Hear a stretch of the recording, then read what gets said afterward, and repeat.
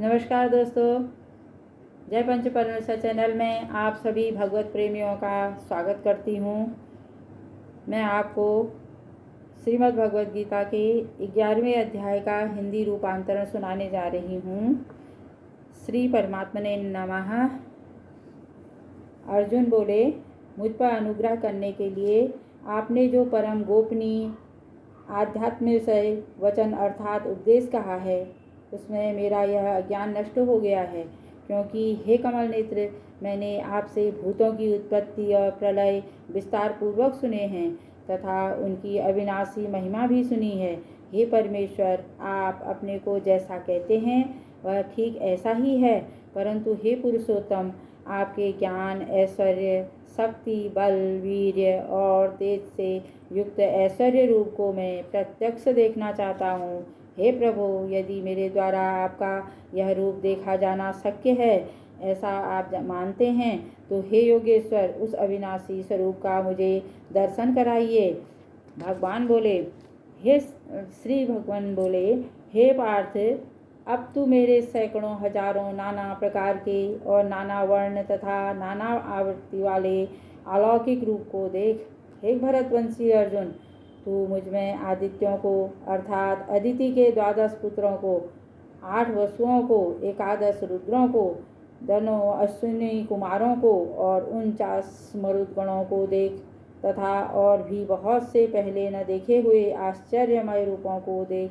हे अर्जुन, अब इस मेरे शरीर में एक जगह स्थित चराचर सहित संपूर्ण जगत को देख तथा और भी जो कुछ देखना चाहते हो सो देख, परंतु मुझको तू इन अपने प्राकृतिक नेत्रों द्वारा देखने में निसंदेह समर्थ नहीं है। इसी से मैं तुझे दिव्य अर्थात अलौकिक चक्षु देता हूँ।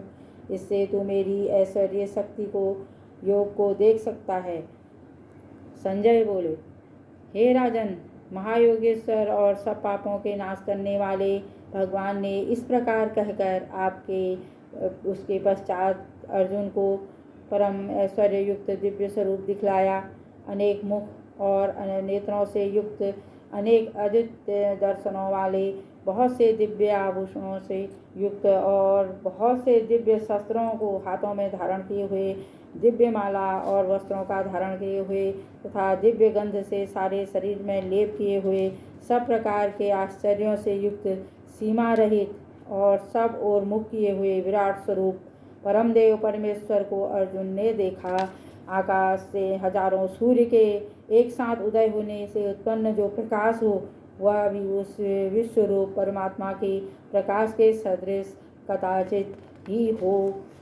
पांडुपुत्र अर्जुन ने उस समय अनेक प्रकार से विभक्त अर्थात पृथक पृथक संपूर्ण जगत को देवों के देव श्री कृष्ण भगवान के उस शरीर में एक जगह स्थित देखा।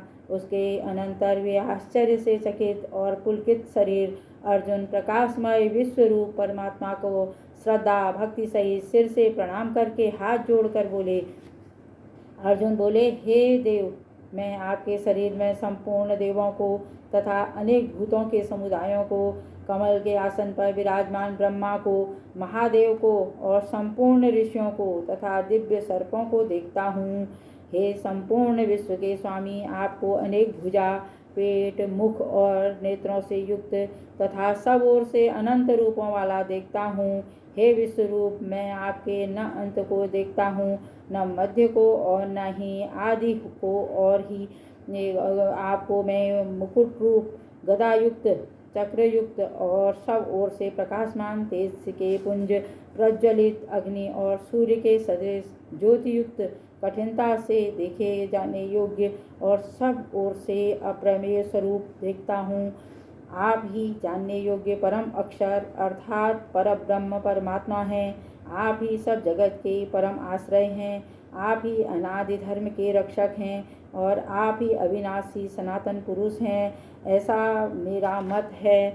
आप को आदि अंत और मध्य से रहित, अनंत सामर्थ्य से युक्त, अनंत भुजाओं वाले, चंद्र सूर्य रूप नेत्रों वाले, प्रज्वलित अग्नि रूप मुख वाले और अपने तेज इस जगत को संतृप्त करने वाले देखता हूँ।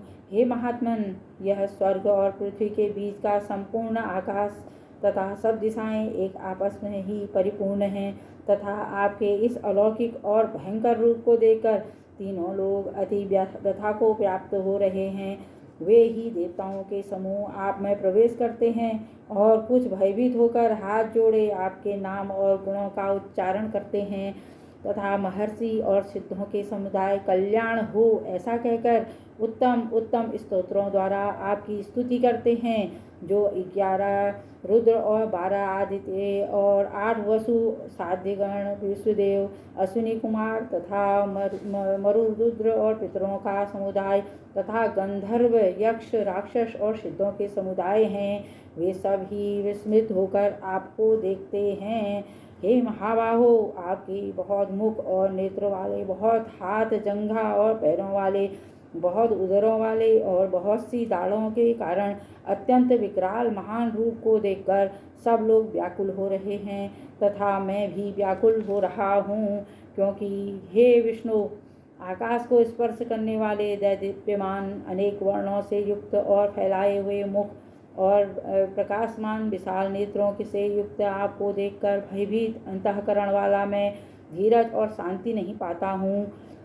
दाढ़ों के कारण विकराल और प्रलय काल की अग्नि के समान प्रज्वलित आपके मुखों को देखकर मैं दिशाओं को नहीं जानता हूँ और सुख भी नहीं पाता हूँ। इसलिए हे देवेश, हे जगन निवास, आप प्रसन्न हो जाइए।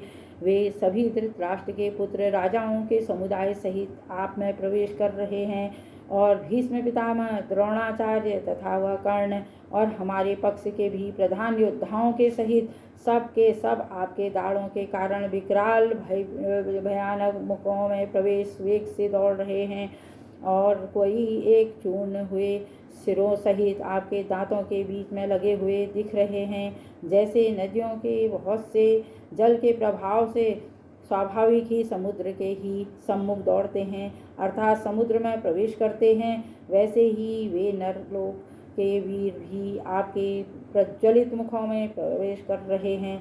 जैसे पतंग मोहवश नष्ट होने के लिए प्रज्वलित अग्नि में अतिवेग से दौड़ते हुए प्रवेश करते हैं, वैसे ही ये सब लोग भी अपने नाश के लिए आपके मुखोवेग में अतिवेग से दौड़ते हुए प्रवेश कर रहे हैं। आप उन संपूर्ण लोकों को प्रज्वलित मुखों द्वारा ग्रास करते हुए सब ओर से बार बार चाट रहे हैं। हे विष्णु, आपका उग्र प्रकाश संपूर्ण जगत को तेज के द्वारा परिपूर्ण करके तपा रहा है।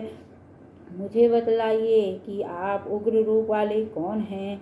हे देवों में श्रेष्ठ, आपको नमस्कार हो। आप प्रसन्न होइए। आदि पुरुष, आपको मैं विशेष रूप से जानना चाहता हूँ, क्योंकि मैं आपकी प्रवृत्ति को नहीं जानता। श्री भगवान बोले, मैं लोकों का नाश करने वाला बड़ा हुआ महाकाल हूँ। इस समय इन लोकों को नष्ट करने के लिए प्रवृत्त हुआ हूँ। इसलिए वे जो प्रतिपक्षियों की सेना में स्थित योद्धा लोग हैं, वे सब तेरे बिना भी नहीं रहेंगे, अर्थात तेरे युद्ध न करने पर भी इन सब का नाश हो जाएगा। श्रीमद् भगवद गीता 11 अध्याय तत्सत। मैं आगे का भाग अगले वीडियो में सुनाऊंगी। अभी वीडियो लंबी हो रही है, इसलिए यहीं पर विराम देती हूँ। नमस्कार।